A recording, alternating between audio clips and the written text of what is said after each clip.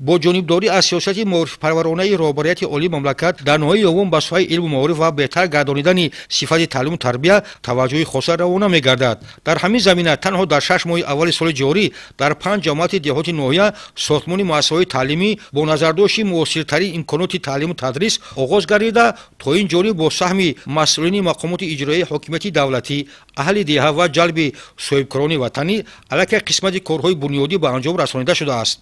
در 8 مؤسسه ناحیه ساختمان بیناهای دو آشیانه زمانوی ساخته شده ایستاده بخشیده به 35مین سالگرد استقلالیت دولتی جمهوری تاجیکستان گشوده به استفاده داده می شود. بعد از استفاده دادن آن سطح و صفت دانش جهانبینی کودکان در مؤسسه‌های نوی زمانوی بهتر می‌گردد. بینای لوگی تعلیمی دوشانه که در نزد مؤسسه تعلیمی رقم 3 ناحیه بنیاد می‌یابد از زمره آن انشاءات‌هایی است که در کوتاه‌ترین وقت ساختمان آن آغاز یافته طبق نقشه در سال 2025-2026 مورد استفاده قرار داده شود. ما اهل آموزگاران مؤسسه تحصیل نمونه رقم 3 ناحیه یوان منتداری خود را به حکومت جمهوری تاجیکستان به خصوص به پیشوای ملت محترم جناب عالی امالی رحمان میرسونیم که به ساحه معارف توجه خاص دارد. در همین زمینه با دستگیری مقامات اجرایی حکومت دولتی ناحیه یاغون و صاحبکاران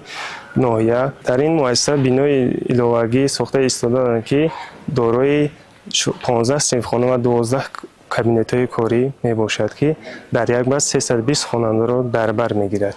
طور ذکر شد انشاءات مذکور با در نظر داشت شرایط معاصر ضروری درسی و در همه فصل سال مطابق بنیاد یافته بعد از مورد بهره برداری قرار گرفتن آن خوانندگان در بهترین شرایط با تعلیم و تربیت فرا گرفته میشوند. لازم به یادآوری است که در بنیاد چنین انشاءات‌های زمانوی سهم جوانان دهه نیز نظررس بوده با تکیه بر دستگیری‌های رهبریت عالی کشور نسبت به جوانان دهه نیز تلاش می‌نمایند تا در همه اقدام‌های سازندگی حصه‌گذار باشند.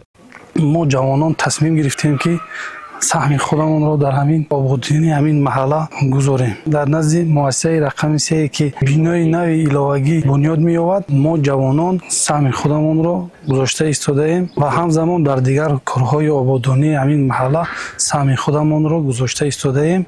جهت ساختمان انشاءات ساحه معارف بخشیده به جشن 35 سالگی استقلالیت دولتی جمهوری تاجیکستان در نزد 17 مؤسسه تعلیمی ناحیه ساختمان بنا و سینخانه‌های علاوگی برای 6000 نفر خواننده به نقشه گرفته شده کارهای لایحه‌کشی و ساختمانی با سرعت ادامه دارد. هدف از برای ماندن چنین اقدام‌های سازندگی بهتر گردانیدن صفت تعلیم بلند به داشتن سویه محصلین و مهمتر از همه در عمل تطبیق نمودن دستور و هدایت‌های معرفی‌پرورانه رهبریت عالی کشور دانسته می‌شود.